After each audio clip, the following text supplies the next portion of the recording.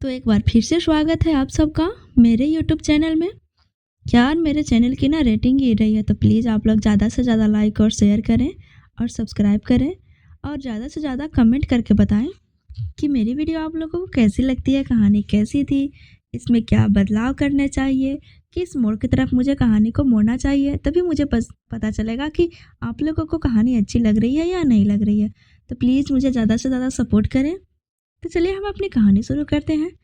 पिछले एपिसोड में आप सबने सुना कि रुद्र अपने बच्चों को ढूंढते हुए विनीता के दोस्त शिल्पा के घर पर पहुंच जाता है और डेनियल ने अपनी बंदूक निकालकर शिल्पा के बॉडीगार्ड की कनपट्टी पर रख दी थी और ठंडे स्वर में बोला, मैंने तुम्हारे जैसे बहुत देखे हैं, अगर 3 सेकंड में रास्ता नहीं छोड़ा तो गोली दिमाग के आर पार कर दूंगा। जैक संक्री करते हुए दांत पीसता है, और हाँ, गोली दागने से पहले मैं गिनती नहीं करता। बॉडीगार्ड्स के चेहरे का रंग उड़ गया। उनके हाथ अब भी अपने हथियार पर थे, लेकिन उनकी उंगलियां कांप रही थी। उन्हें एहसास हो चुका था कि ये लोग मजाक नहीं कर रहे थे। उन सब के लिए रुद्रा और जैक का चेहरा नया था, लेकिन डेनियल को बखूबी पहचानते थे। डेनियल कनाडा का जाना माना नाम था। उनमें से एक बॉडीगार्ड ने सिर झुका लिया और धीरे से रास्ते से हट गया। कुछ ही सेकंड में बाकी बॉडीगार्ड ने भी गेट खोल दिया। रुद्रा ने हल्की मुस्कान दी और अपनी गोद में रूबी को संभालते हुए हवेली के अंदर कदम रखा। उसके चाल में ठहराव था, लेकिन हर कदम ऐसा था जैसे एक खतरनाक ज्वालामुखी फूटने वाला हो। रुद्राक्ष, जैक, विशाल और डेनियल जैसे ही अंदर आते हैं, जैक की नज़र शिल्पा पर पड़ते ही वह चौंक जाता है। तुम? वह फौरन रुद्र को बताता है, बॉस, ये तो इंडिया की फेमस एक्ट्रेस शिल्पा है, और शायद विनीता की भी दोस्त। शिल्पा का चेहरा सफ़ेद पड़ जाता है। इससे पहले कि वह कुछ कह पाती, तभी रूबी धड़कते दिल से उसके गले लग जाती है। मासी, तुम लोग यहाँ क्यों आए हो? कौन हो तुम लोग? शिल्पा चीखती है और रूबी को झुक कर गले लगा लेती है। विशाल की नज़रें टेढ़ी हो जाती है। वह एक कड़ा सवाल लगता है, शिल्पा, विनीता कहाँ है? शिल्पा संयम बनाए रखती है, लेकिन उसकी आवाज़ में तल्खी झलकती है। तुम लोग कौन होते हो मुझसे सवाल पूछने वाले? उसने रूबी को गोद में उठा लिया। जैक सीधा मुद्दे पर आता है, हमें विनीता से मिलना है, बताओ वो कहाँ है? शिल्पा बेखौफ दिखने की कोशिश करती है। कौन विनीता? मैं किसी विनीता को नहीं जानती। विशाल की भौवें तन जाती है। शिल्पा, झूठ बोलने का कोई फायदा नहीं। हमें पता है कि विनीता और बीरू यहीं थे। हमें सिर्फ उनसे बात करनी है। शिल्पा का चेहरा सख्त हो जाता है। मुझे तुम्हारी बातों पर जरा भी यकीन नहीं है, और अगर तुम लोगों को कोई गलत कदम उठाया तो मैं पुलिस को फ़ोन कर दूंगी। रुद्र के चेहरे पर एक हल्की मुस्कान उभरती है, लेकिन उसकी आंखों में ठंडा गुस्सा झलकता है। वह अपने शब्द तौलते हुए बोलता है, शिल्पा, तुम्हें लगता है पुलिस बुलाकर तुम हमें डरा सकती हो? डेनियल पीछे से मुस्कुराता है और कहता है, बुलाओ पुलिस, मैं भी देखता हूँ डेनियल से भिड़ने की हिम्मत किस में है, और मुझे किसी कानून का डर नहीं है। शिल्पा को एहसास होता है कि मामला गंभीर है, लेकिन वह हार मानने वालों में से नहीं थी। तुम लोगों का सामना करने के लिए मुझे किसी पावर की जरूरत नहीं है। विनीता यहाँ नहीं है, और अगर तुम लोगों ने मेरे घर में एक कदम भी आगे बढ़ाया तो उसके अंजाम की जिम्मेदारी तुम पर होगी। विनीता डर से छुपी होती है। उसका बेटा मासूमियत से फुसफुसाता है, मम्मा, कौन आए हैं? विनीता फौरन उसके मुंह पर हाथ रख देती है। चुप, कोई भी आवाज मत निकालना। दूसरी ओर रुद्र के बॉडीगार्ड पूरे घर की छानबीन कर रहे थे, लेकिन लाख कोशिशों के बावजूद भी उन्हें विनीता कहीं नहीं मिलती, तो आसपास के सामान को फैलाने लगते हैं। रुद्र का गुस्सा बढ़ता जा रहा था, लेकिन वह जानता था कि कनाडा में उसका रुतबा वैसा नहीं है जैसा इंडिया में था। दूसरी ओर डेनियल के प्रभाव को देखकर वह थोड़ा शांत होता है। अगर हमें विनीता अभी नहीं मिली तो अंजाम बहुत बुरा होगा शिल्पा, रुद्र ने एक चेतावनी भरे स्वर में कहा। शिल्पा की आंखों में गुस्से की चिनगारी भड़क उठी। उसने दृढ़ स्वर में कहा, देखते हैं कौन किसका अंजाम तय करता है। शिल्पा को अपनी दोस्त विनीता के बारे में ज़्यादा कुछ नहीं पता था, लेकिन वह इतना जरूर जानती थी कि विनीता गलत नहीं हो सकती। जब से उसने विनीता को डरा और सहमा हुआ देखा था, वह समझ गई थी कि कोई गंभीर मामला है। रुद्र आना और विनीता का छिप जाना, यह सब कुछ सही नहीं लग रहा था। रुद्र की आंखों में सवाल थे, लेकिन शिल्पा डट कर खड़ी थी। देखो रुद्र, मैं नहीं जानती कि तुम लोग विनीता को क्यों ढूंढ रहे हो, लेकिन मैं अपने दोस्त को दुखी नहीं देख सकती। रुद्र ने एक ठंडी हंसी के साथ जवाब दिया। शिल्पा, तुम्हें लगता है कि तुम उसकी मदद कर रही हो? तुम तो सच तो यह है कि अगर वह बेगुनाह होती तो छुपती नहीं। शिल्पा की आंखों में गुस्सा चमक उठा। डर और गुनाह के बीच फर्क होता है रुद्र। कभी कभी लोग खुद को बचाने के लिए छुपते हैं, ना कि इसलिए कि वे दोषी है। विशाल ने आगे बढ़कर रुद्र को शांत करने की कोशिश की। बहस का कोई फायदा नहीं है बॉस, हमें विनीता को खुद ढूंढना होगा। डेलिया ने भी सहमति में सिर हिलाया। हम यहाँ किसी से लड़ने नहीं आए, हम सच जानना चाहते हैं, और अगर सच सामने नहीं आया तो हमें अपने तरीके अपनाने पड़ेंगे। शिल्पा को एहसास हुआ कि हालात और खराब हो सकते हैं, लेकिन वह जानती थी कि विनीता गलत नहीं थी और वह उसका साथ कभी नहीं छोड़ेगी। मैं नहीं जानती कि तुम लोगों का मकसद क्या है, लेकिन जब तक मैं यहाँ हूँ कोई भी विनीता को जबरदस्ती नहीं ले जा सकता। रुद्र ने गहरी सांस ली और एक आखिरी चेतावनी दी।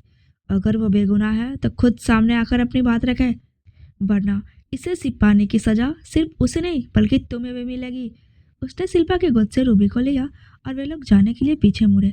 पीछे से शिल्पा जोर से चिल्लाई, जितना भी सारा सामान तुम लोगों ने बिखेरे है ना, उसे अपनी जगह पर वापस रखो, नहीं तो मैं पुलिस को बुलाऊंगी।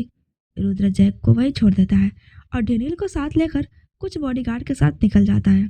कुछ बॉडीगार्ड जैक के साथ घर को सामानों को सही से रखने लगते हैं। शाम का वक्त था, छुट्टी हो चुकी थी और सभी कर्मचारी घर जा चुके थे। रुद्र अपने केबिन में था और रूबी सोफे पर आराम से सो रही थी। रुद्र अपने अतीत को याद करने की कोशिश कर रहा था, लेकिन सिर में तेज दर्द उठने लगा। उसने अपने सिर को पकड़कर सोफे पर बैठने की कोशिश की, तभी अचानक से लाइट चली गई। चारों ओर अंधेरा छा चुका था और आकाश में चमकते सितारे एक और रहस्य माहौल बना रहे थे। रुद्र ने अपने मोबाइल की फ्लैश लाइट को ऑन किया और बाहर निकलने की कोशिश की। बाहर जाकर उसने गार्ड को आवाज़ दी, जब विनीता के सामने खड़ा था। गार्ड ने ही विनीता की बात मानकर लाइट काट दी थी, क्योंकि उसे डर था कि अगर उसने विनीता का आदेश नहीं माना तो विनीता उसे नौकरी से निकाल सकती थी। यह कंपनी भले ही रुद्र की ही थी, लेकिन यहाँ के सभी निर्णय विनीता ही करती थी। रुद्र का तो नाम था, लेकिन असल में कंपनी की धारा विनीता के हाथों में थी। इसी डर के कारण गार्ड ने विनीता की बात मानी और लाइट काट दी। जैसे उसने रुद्र की आवाज़ सुनी, वह दौड़ता हुआ रुद्र के सामने पहुंचा और अपना सिर झुकाकर सलीनता से कहा, सर हम चेक कर रहे हैं, बिजली क्यों चली गई है। रुद्र गुस्से में बोला, जनरेटर चालू करो। गार्ड ने जवाब दिया, जनरेटर ऑन हो रहा है, लेकिन कुछ प्रॉब्लम है। वह गार्ड डेनियल के पास गया, जो जनरेटर को ठीक करने की कोशिश कर रहा था। विनीता अपने मोबाइल की फ्लैश लाइट ऑन किए हुए रुद्र के केबिन की तरफ बढ़ी। रुद्र बालकनी में खड़ा था। उसने अपने मोबाइल को सोफे पर रखा था ताकि रूबी को डर न लगे। उसके सामने खुला आसमान था जिसमें सितारे झिलमिला रहे थे। रुद्र भी उन सितारों को देखते हुए रूबी के बारे में सोच रहा था। विनीता अंधेरे में धीरे धीरे कदम बढ़ाते हुए सोफे की तरफ बढ़ रही थी। अचानक अंधेरे में विनीता का चेयर से टकरा जाना हुआ। रुद्र ने यह देखा और झट से दौड़कर कमरे में गया। तभी लाइट वापस आ गई और विनीता डर के मारे कांपने लगती है। उसका चेहरा पसीने से तर था और पैरों में थरथराहट थी। उसने घबराहट के साथ कहा, तुम कौन हो। रुद्र ने उसे ऊपर से नीचे तक देखा और पूछा, यहाँ क्या कर रही हो। विनीता का चेहरा डर से पीला पड़ गया। रुद्र ने फिर से पूछा, तुम यहाँ क्या कर रही हो, सभी लोग जा चुके हैं। विनीता ने धीरे से कहा, काम ज्यादा था इसलिए मैं नहीं गई। वह हकला रही थी और मन ही मन सोचने लगी, क्या यह सच में मुझे पहचान नहीं पा रहा है या फिर कुछ छुपा रहा है। इसी बीच वह अपनी बेटी को देखती है जो सोफे पर आराम से सो रही थी। रुद्र ने पूछा, यहाँ क्या कर रही हो। विनीता ने जवाब दिया, लाइट चली गई थी तो। रुद्र ने चुप कर उसे जाने दिया और वापस रूबी के पास बैठकर उसके सिर पर हाथ फेरने लगा। लेकिन तभी उसके सामने जैक आता हुआ दिखाई दिया। जैक को देख विनीता का दिल और भी जोर से धड़कने लगा। उसे रुद्र से ज्यादा डर जैक से लगता था। जैक ने एक निगाह रुद्र की ओर डाली और फिर विनीता का बाजू पकड़कर उसे खींचते हुए स्टाफ रूम की तरफ ले जाने लगा। विनीता ने डर के मारे हाथ छुड़ाने की कोशिश की। यह क्या बदतमीजी है, छोड़ो मेरा हाथ। लेकिन जैक के ऊपर उसके किसी बात का कोई प्रभाव नहीं हुआ। वह विनीता को खींचते हुए स्टाफ रूम में लेकर आ गया और दरवाजा अंदर से बंद कर दिया। विनीता गुस्से से आग बबूला थी, लेकिन जैक शांत खड़ा था। अपनी जगह से 1 इंच भी हिले बिना उसने अपने दोनों हाथ सीने पर बांध लिए और एक तीखी मुस्कान के साथ बोला, हाँ अभी मैंने बदतमीजी कहाँ की। विनीता ने उसे घूर कर देखा और जाने के लिए जैसे ही मुड़ी, जैक तेजी से उसके सामने आकर खड़ा हो गया। इस बार उसकी आंखों में एक खतरनाक चमक थी। भव्या राठी, विनीता कर्लेस्कर कब से बन गई। जैक ने व्यंग से कहा। विनीता ने उसकी बात को नजरअंदाज करने की कोशिश की और एक कदम आगे बढ़ाई, लेकिन जैक ने झटके से उसकी कलाई पकड़ ली। छोड़ो मुझे, विनीता गुस्से से बोली और अपनी कलाई छुड़ाने की कोशिश करने लगी। इतनी जल्दी नहीं। जैक की आवाज़ धीमी मगर ठोस थी। उसकी पकड़ इतनी मजबूत थी कि विनीता चाह कर भी खुद को छुड़ा नहीं पा रही थी। गुस्से में तपतपाई विनीता ने अपनी पूरी ताकत लगाकर उसे एक जोरदार थप्पड़ रसीद कर दिया। जैक का चेहरा थोड़ा मुड़ा, लेकिन उसकी आंखों में जलन या दर्द का कोई निशान नहीं था। उल्टा उसने अपने गाल पर हाथ फेरते हुए हल्की मुस्कान दी। तुमने मुझे मारा? जैक फुसफुसाया। उसकी आवाज़ अब और भी खतरनाक लग रही थी। हाँ, और अगर तुमने मुझे जाने नहीं दिया तो मैं जोर से चिल्लाऊंगी। बिंता ने उसकी आंखों में गुस्से से देखा, लेकिन जैक एक कदम और आगे बढ़ा। चिल्लाओ ना, किसने रोका है? लेकिन सोच लो, अगर एक आवाज़ भी निकाली तो अंजाम तुम्हें पता है। बिनिता का दिल जोरों से धड़कने लगा। जैक की आंखों में कुछ ऐसा था जो उसे अंदर तक डरा रहा था। मुझे जाने दो जैक, उसने आखिरी बार कोशिश की, लेकिन जैक हंस पड़ा। पहले मेरे सवाल का जवाब दो। तभी अचानक बिनिता का दिमाग घूम गया और उसने भी तीखे स्वर में कहा, तो ठीक है, पहले तुम मेरे सवाल का जवाब दो। रुद्र आहूजा को क्या हुआ है? क्या तुमने उसे मेंटल असाइनमेंट पर भर्ती किया था? उसका पागलपन उतर गया? वह मुझे क्यों नहीं पहचान रहा? अभी अभी मैं उससे मिलकर आई हूँ और उसने मुझसे पूछा कि मैं कौन हूँ। जैक का चेहरा पल भर के लिए कठोर हो गया। उसने गहरी सांस ली और आंखें कसकर बंद कर ली। फिर उसने धीरे से कहा, तुम्हें इस बात की फिक्र है? विनीता ने लंबी सांस ली और कहा, मुझे इससे कोई फर्क नहीं पड़ता। अच्छा यह है कि वह मुझे भूल चुका है। अब मेरा और तुम्हारा कोई रिश्ता नहीं है। मेरा रास्ता छोड़ो। विनीता झटके से उसके बगल से निकलने लगी, लेकिन जैक फिर से उसके सामने आकर खड़ा हो गया। उसकी आंखें अब पहले से ज्यादा सख्त थी। यह दोनों बच्चे बॉस के हैं ना? विनीता का कलेजा धक से रह गया।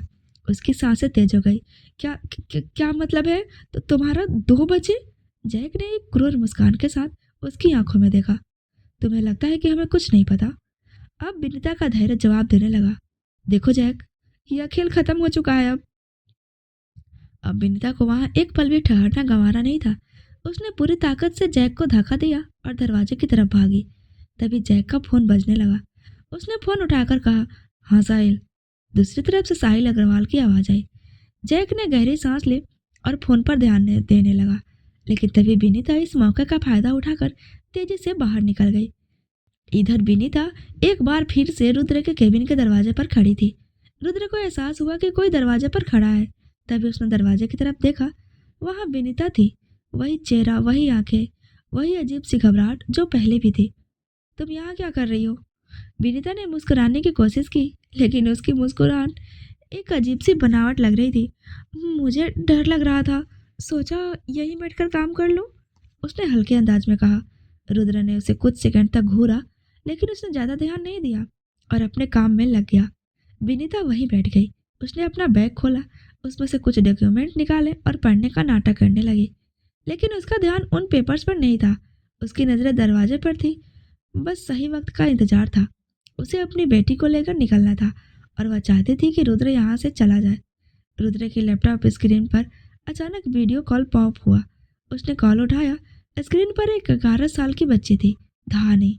चाचू, उसकी मासूम आवाज सुनते ही रुद्र मुस्कुराया। धानी, इतनी रात तक क्यों जाग रही हो? मुझे आपको देखना था, आपसे बात करनी थी, धानी ने चहकते हुए कहा। रुद्र की मुस्कान गहरी हो गई, लेकिन तभी धानी की नजरें उसके पीछे चली गई, जहां विनीता बैठी थी। धानी की आंखें अचानक बड़ी हो गई। चाचू, चाची आपके साथ है? चाची? रुद्र का दिमाग ठिठक गया। उसने उलझन में पूछा, कौन चाची? धानी की मासूम आंखों में सवाल थे। उसे तो पता ही नहीं था कि रुद्र अपनी यादाश्त खो चुका है। विनीता का चेहरा झटके से सफेद पड़ गया। धानी ने मुझे देख लिया। वह घबराकर अचानक उठी और दूसरी तरफ हट गई, ताकि धानी उसे दोबारा ना देख सके। लेकिन रुद्र के मन में अब सवाल उठ चुके थे। उसने धीरे धीरे पीछे मुड़कर देखा। वहां कोई नहीं था। क्या विनीता यहाँ थी? एक हल्की धुंधली याद उसके जहन में चमकी। एक लड़की हंस रही थी। वह जिद कर रही थी कि उसे गोद में उठाया जाए। किसी के नरम हाथ उसके गालों को छू रहे थे। उसका सिर हल्का हल्का दर्द करने लगा। धानी बेटा, अब तुम सो जाओ, उसने जल्दी से कहा और कॉल कट कर दी। लेकिन अब उसकी बेचैनी बढ़ गई थी। जो लड़की अभी सामने थी, क्या वही विनीता थी? उसने इधर उधर देखा और सीधा बालकनी की ओर बढ़ा। विनीता बाथरूम के अंदर खड़ी थी। उसकी सांसें तेज चल रही थी। अगर रुद्र ने मुझे पहचान लिया तो क्या होगा? मुझे यहाँ आना ही नहीं चाहिए था। मैं रूबी को किसी और तरीके से ले जाती ना। अगर उसने मेरी बेटी को मुझसे छीन लिया तो? तभी बाहर रुद्र के कदमों की आहट सुनाई दी और उसका दिल जोरों से धड़क उठा। जल्दी से उसने बाथरूम का दरवाजा खोला और बाहर निकली। रुद्र ठीक उसके सामने खड़ा था। दोनों की आंखें मिली। कुछ सेकंड तक बस खामोशी थी। रुद्र को समझ नहीं आ रहा था कि वो कैसा महसूस कर रहा था, झटका, गुस्सा या सवाल। उसके चेहरे के हाव भाव बदलते जा रहे थे। क्या यह सच में वही है? उसने गहरी सांस ली और विनीता को छोड़कर वापस बालकनी में चला गया और बिना एक पल गंवाए जैक को फोन लगाया। लेकिन जैक का फोन बिजी आ रहा था। इधर इंडिया में वोडाकॉर्प इंडस्ट्रीज भारत की शीर्ष मल्टीनेशनल कंपनियों में से एक है, जो अपने इनोवेटिव बिजनेस मॉडल और उच्च गुणवत्ता वाली सेवाओं के लिए जानी जाती है। यह एंटरटेनमेंट, टेक्नोलॉजी, रियल एस्टेट्स और हेल्थ केयर जैसे कई क्षेत्रों में फैली हुई है। अपने उत्कृष्ट नेतृत्व और कड़ी मेहनत के दम पर बोला क्रॉप के ग्लोबल मार्केट में भी अपनी पहचान बनाई है। उसकी सफलता का राज है ग्राहकों की संतुष्टि और बेहतरीन कार्य संस्कृति। इंडिया में अपने केबिन में बैठा साहिल पूरी गंभीरता से काम कर रहा था। तभी उसका फोन बजा। उसने फोन उठाया और बोला, हाँ जैक, बोलो। दूसरी तरफ से जैक था। उसका एक एक शब्द साहिल के कानों में तेजी से उतर रहा था। अचानक वह कुर्सी से खड़ा हो गया। व्हाट? भव्या? भव्या वहाँ है? यस बॉस, मैंने उसे देखा, लेकिन मैंने सर को कुछ नहीं बताया, जैक ने जवाब दिया। साहिल ने गहरी सांस ली। शायद तुमने सही किया सर, वो अकेली नहीं है, उसके साथ 2 बच्चे भी हैं, जैक ने आगे कहा। साहिल को एक झटका सा लगा। क्या? भव्या क्यों भाग रही है? मुझे नहीं पता सर, लेकिन मेरा अंदाजा है कि वह अपनी बेटी को लेने आई है। उसके बाद उसने साहिल को सारी बातें बता दी। साहिल के चेहरे पर गंभीरता बढ़ गई। रुद्र को यह बात पता चलनी चाहिए। अगर भव्या यहाँ आई है तो वह रूबी को वापस लेकर ही जाएगी। तो फिर क्या करना है बॉस? जैक ने पूछा। साहिल ने कुछ सोचा और सख्त लहजे में कहा, रुद्र के मन में यह बात डालो कि अगर वह रूबी को इंडिया लाएगा तो भव्या उसके पीछे पीछे दौड़ी आएगी। ओके बॉस, कहकर जैक ने फोन काट दिया। साहिल अग्रवाल एक नामी बिजनेसमैन अनिल और सीरीन अग्रवाल का बेटा था। वह रुद्र का बिजनेस पार्टनर और बचपन का दोस्त भी था। इंडिया में रुद्र का बिजनेस बहुत बड़ा था और उसकी कंपनी कई अलग अलग सेक्टर्स में इन्वॉल्व थी। साहिल इंटरटेनमेंट कंपनी को संभालता था, लेकिन उसे अब तक यह पता नहीं था साहिल इंटरटेनमेंट कंपनी को संभालता था। साहिल ने फोन रखा ही था कि दरवाजे पर तेज आवाज हुई। बिना परमिशन के किसी ने दरवाजा खोला और तेज कदमों से अंदर आई। नाविका सेन, इंडस्ट्री की टॉप एक्ट्रेस, सुपरस्टार, लाखों लोग उसके दीवाने थे। उसका दिल सिर्फ रुद्र के लिए धड़कता था। उसने अपने बड़े से सनग्लासेस उतारे और टेबल पर रख दिए। उसकी आंखों में गुस्सा था। नाविका तेज लहजे में बोली, रुद्र कहाँ है? साहिल ने बिना उसकी तरफ देखे फाइल पर ध्यान दिया और बेरुखी से बोला, पता नहीं। नाविका उसके कुर्सी के करीब आई और दोनों हाथ टेबल पर रखकर झुक गई। साहिल, मुझसे झूठ मत बोलो, तुम उसके बेस्ट फ्रेंड हो, तो मुझसे ज्यादा जानते हो कि वो कहाँ है। साहिल ने बिना कोई रिएक्शन दिए लैपटॉप की स्क्रीन पर नजरें गड़ाए रखी और बोला, नाविका, मैं बिजी हूँ, अगर कोई जरूरी बात है तो कहो, वरना दरवाजा वही है जहाँ से तुम आई हो। नाविका की आंखें गुस्से से लाल हो गई। ओह, तो अब तुम भी मुझे इग्नोर करोगे, वैसे ही जैसे रुद्र करता है? साहिल ने आखिरकार उसकी तरफ देखा और लंबी सांस भरते हुए बोला, नाविका, तुम्हें अब तक समझ जाना चाहिए, रुद्र तुम में इंटरेस्टेड नहीं है। नाविका की नजरों में दर्द उभर आया, लेकिन उसने उसे गुस्से से ढक लिया और वह तंज कसते हुए बोली, इंटरेस्टिंग? हाँ, तुम लोगों को क्या लगता है मैं पागल हूँ जो उसके पीछे पड़ी हूँ? मैं उसे पसंद करती हूँ और मुझे उसे पाने की आदत है। साहिल हल्का सा मुस्कुराया और बोला, शायद यही प्रॉब्लम है नाविका, रुद्र किसी की आदत नहीं बनना चाहता। लेकिन उसकी मुस्कान हल्की सी चीड़ वाली थी। नाविका ने गहरी सांस ली और खुद को शांत करने की कोशिश की। तो अब क्या तुम भी मुझे उससे मिलने नहीं दोगे? नाविका ने कहा। साहिल नाविका को देखकर बोलता है, नाविका, रुद्र जब चाहेगा तब मिलेगा, जब नहीं चाहेगा तब नहीं। और हाँ, मेरे ऑफिस में बार बार घुसने से तुम्हें कोई स्पेशल ट्रीटमेंट नहीं मिलेगा। नाविका ने अपना सनग्लासेस उठाया, उसे आंखों पर लगाया और गुस्से से कहा, ठीक है, लेकिन याद रखना साहिल, मैं आसानी से हार नहीं मानती। और वो तेज कदमों से बाहर चली गई। साहिल ने सिर हिलाया और फिर से अपने काम में लग गया। उसने एक नज़र जाते हुए नाविका को देखा और मन ही मन बोला, अगर तुम उसके बिस्तर तक पहुंचना चाहती हो तो वह तुम्हें ले जाएगा, लेकिन अगर तुम्हारे साथ खेलने के बाद छोड़ेगा तो तुम्हें और ज्यादा दुख होगा नाविका। इसलिए समझ जाओ, वह तुम्हें हर्ट करना नहीं चाहता। वह किसी भी लड़की को सिर्फ एक बार यूज करता है, और वह भी तब जब वो लड़की खुद अपनी मर्जी से सिर्फ एक रात के लिए उसके पास आती है। शादी तो वह तुमसे कभी नहीं करेगा, यह मैं जानता हूँ। तुम्हारी भलाई इसी में है कि तुम उससे दूर हो जाओ और भूल जाओ, क्योंकि जहाँ तक मुझे अंदाजा है वह भव्या को वापस लेकर ही आएगा, और मैं भी यही चाहता हूँ कि भव्या दोबारा से उसके जीवन में आ जाए। मैं रुद्र को पहले जैसा बनना देखना चाहता हूँ, और मैं तुम्हें उसके आसपास भी भटकने नहीं दूंगा नाविका। जैक से छूटने के बाद बेनिता तेजी से दोबारा रुद्र का केबिन के दरवाजे के बाहर दीवार की ओट में छिपकर खड़ी थी। बेनिता के जाने के बाद और धानी की कही हुई बात सोचकर अब रुद्र का मन काम में नहीं लग रहा था। उसका ध्यान बार बार भटक रहा था, और उसके सामने एक धुंधली परछाई आ रही थी जिसमें एक लड़की उसे दिखाई देती है। उसका हंसना, रोना, मुंह बनाना, उछलना कूदना, सब कुछ उसे याद आता है, लेकिन धुंधला। निराश होकर रुद्र ने अपना मोबाइल दूसरे हाथ में लिया और बालकनी की ओर बढ़ने लगा। विनीता, जो रुद्र के हर कदम को ध्यान से देख रही थी, वह बस इसी मौके की तलाश में थी। वह झट से केबिन के अंदर आई और उसने अपने कंधे पर रूबी को उठाया और बिना एक शब्द बोले वहां से निकल गई। 6 साल के बच्चे का वजन और हाइट अच्छी खासी होती है, इसलिए विनीता को थकान हो रही थी। रूबी उसे भारी भी लग रही थी सोने की वजह से, लेकिन उसके कदम रुक नहीं रहे थे। वह तेजी से लिफ्ट की ओर बढ़ रही थी। रुद्र जैसे ही अपने कमरे में दाखिल हुआ, उसका दिल एक झटका खा गया। कमरा बिल्कुल खाली था और वहां कोई नहीं था। रूबी कहीं दिखाई नहीं दी। उसने घबरा कर कमरे की हर कोने में नजर दौड़ाई, लेकिन उसे वहां किसी का सुराग नहीं मिला और उसकी धड़कन बढ़ गई। जैसे उसे महसूस हुआ कि विनीता और उसकी बेटी कहीं गायब हो चुके हैं। उसने अपना मोबाइल निकाला और जैक को कॉल कर दिया, लेकिन जैक का फोन बिजी बता रहा था। रुद्र का चेहरा पल भर में तनाव से भर गया। वह फोन को जोर से हाथ में पकड़े हुए खुद से बड़बड़ाया, क्या हो रहा है, कहाँ जा रहे हैं वे लोग। लेकिन उसने अब अपने होश को फिर से संभाला और तुरंत लिफ्ट की ओर दौड़ा। वह दरवाजे तक पहुंचते ही जोर से चिल्लाया, जैक, डेनियल। उसकी आवाज गूंज उठी, लेकिन कॉरिडोर में कोई भी नजर नहीं आया। रुद्र जब लिफ्ट के पास पहुंचा तो लिफ्ट बंद हो चुकी थी। रुद्र अब लिफ्ट का इंतजार नहीं कर सकता था। उसने अपने कदमों को और तेज किया और सीढ़ियों से नीचे कूदने लगा। जैसे सीढ़ियों की तरह वह तेजी से नीचे पहुंचने की कोशिश कर रहा था। उसकी आंखें सिर्फ विनीता और रूबी पर टिक गई थी। उसे लग रहा था कि अगर वह जल्द पहुंच नहीं पाया तो वह दोनों कहीं और निकल जाएंगे। वह जानता था कि उसे जल्दी कदम उठाने होंगे। रुद्र ने एक पल के लिए सोचा और फिर डेनियल को कॉल किया। डेनियल की आवाज उसके कानों में पड़ी, डेनियल, एक लड़की अभी अभी रूबी को लेकर नीचे गई है, रोको उसे, पकड़ो। लेकिन विनीता ने मेन दरवाजे से बाहर ना निकलकर पीछे के गुप्त दरवाजे से निकलने का रास्ता ले लिया। रुद्र और डेनियल दौड़ते हुए मेन दरवाजे तक पहुंचे, लेकिन वहां कोई नहीं था। डेनियल ने खड़े होते हुए कहा, वह अभी तक यहाँ नहीं आई है। रुद्र की घबराहट अब अपनी सीमा को पार कर चुकी थी। वह पूरी तरह से निराश हो चुका था, फिर भी उसने हार मानने का नाम नहीं लिया। उन्होंने अपनी सारी ऊर्जा लगा दी और दोनों फिर से लिफ्ट के पास पहुंचे।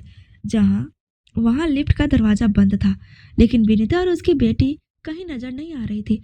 अब रुद्र को यह एहसास हुआ कि कंपनी के अंदर कुछ गुप्त दरवाजे हो सकते हैं, लेकिन वह उन दरवाजों के बारे में कुछ भी नहीं जानता था। उसने डेनियल से पूछा, क्या यहाँ कोई और गुप्त रास्ता है? हाँ बॉस, डेनियल ने जवाब दिया और दोनों छोटे से दरवाजे की ओर बढ़े। सड़क पर शिल्पा बीर के साथ अपनी कार में बैठी हुई थी। जैसे ही विनीता और रूबी को देखा, वह फौरन कार का दरवाजा खोल देती है। विनीता ने बिना वक्त गंवाए जल्दी से अपनी बेटी को कार में बैठाया और शिल्पा ने गाड़ी को तेजी से वहां से निकाल लिया। जब डेनियल ने दरवाजे को खोलने की कोशिश की, दरवाजा बाहर से बंद था। रुद्र और डेनियल को बाहर देखा, दरवाजा बाहर से बंद था। रुद्र की नजरें अब भी दरवाजे पर थी। उसकी घबराहट और गुस्सा दोनों बढ़ गए।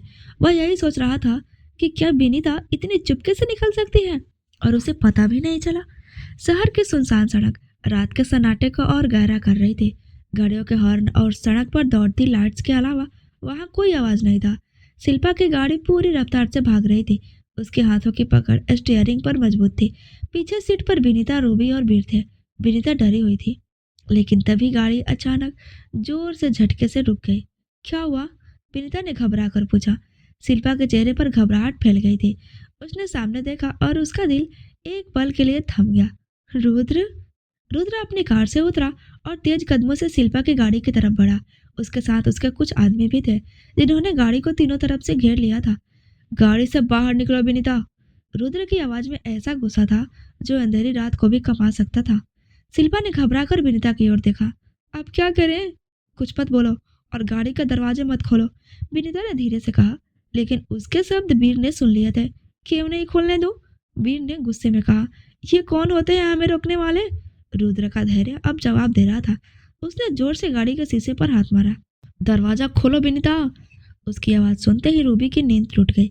वह घबराकर उठी और अपनी माँ की गोद से नीचे उतर गई। पापा। रूबी की मासूम आवाज सुनते ही विनीता का दिल धड़क उठा। रूबी चुप रहो। विनीता उसे कसकर पकड़ लिया, लेकिन रूबी अपनी माँ की पकड़ से छूटकर खिड़की के पास गई और उसने बाहर देखा। पापा। वीर यह सब देख रहा था। उसकी आंखों में गुस्सा था। रू, ये हमारे पापा नहीं है। वीर ने रूबी को पीछे खींचते हुए कहा। तुम्हें नहीं पता बुद्धू, ये हमें तकलीफ देने आए हैं। रूबी ने मासूमियत से वीर को देखा।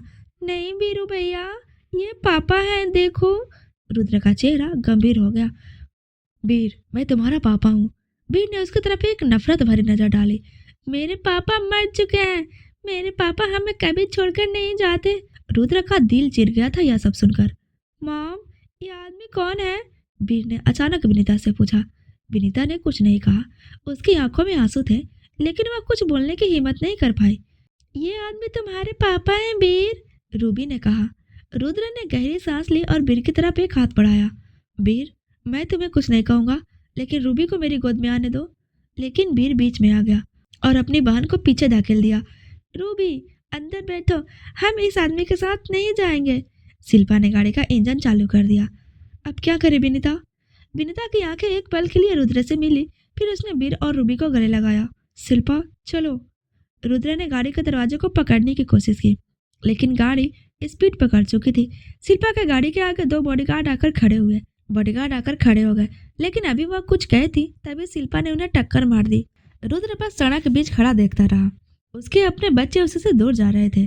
रूबी रोते हुए बोली, मामा, पापा के पास चलो ना, पापा के पास जाना है। रुद्र की मुठ्ठियां भीज गई।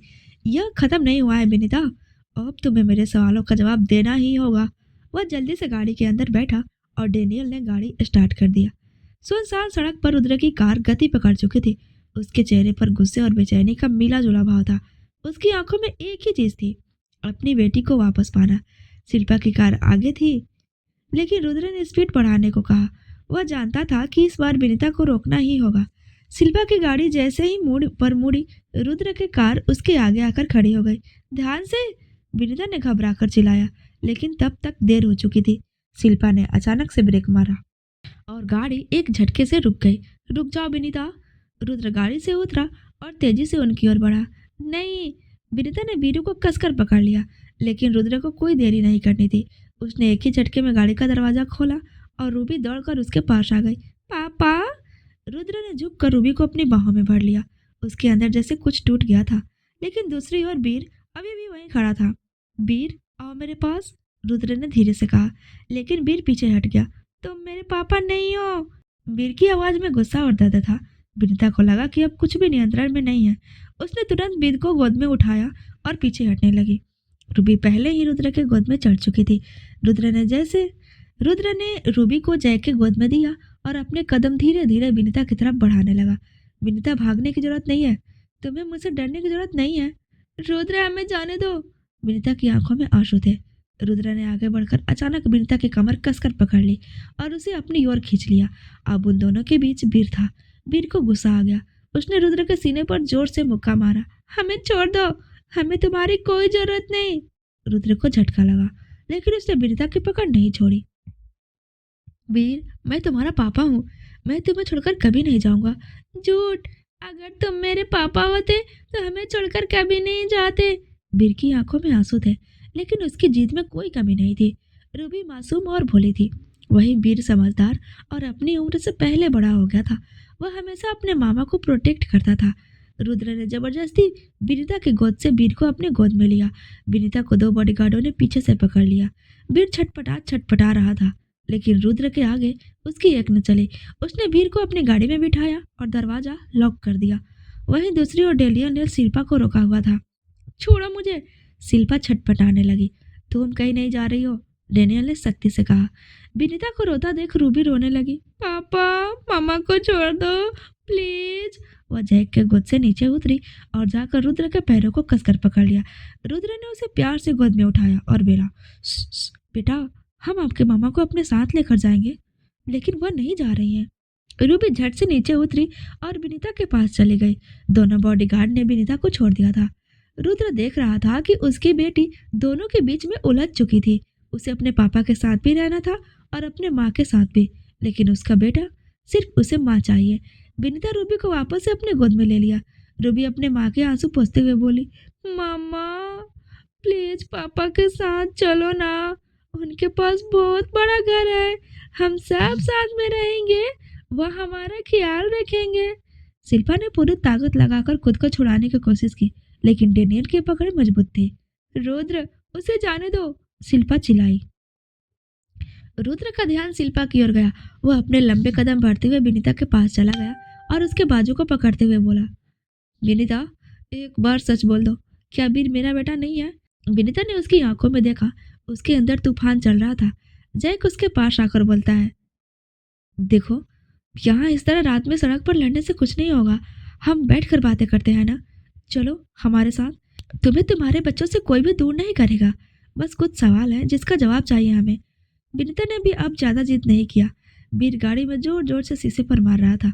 डेनियल ने भी अब शिल्पा को उसकी गाड़ी में बैठाया और बोला, यहाँ से सीधे घर चले जाओ। विनीता ने एक बार शिल्पा को देखा और उसने अपनी पलकें झपका दी। शिल्पा वापस से अपनी गाड़ी लेकर चली गई।